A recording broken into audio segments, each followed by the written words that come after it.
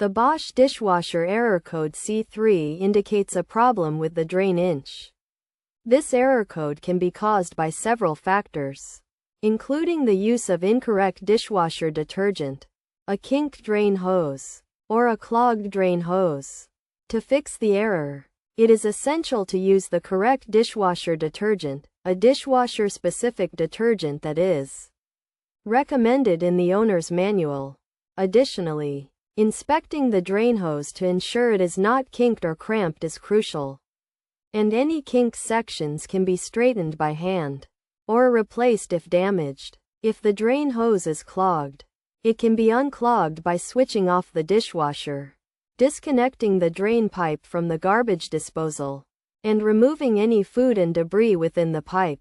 The hose from the pump can then be placed in an empty bucket, and a piece of metal wire can be used to dislodge any visible clogs. Finally, reinstalling the drain hose to the pump should resolve the issue.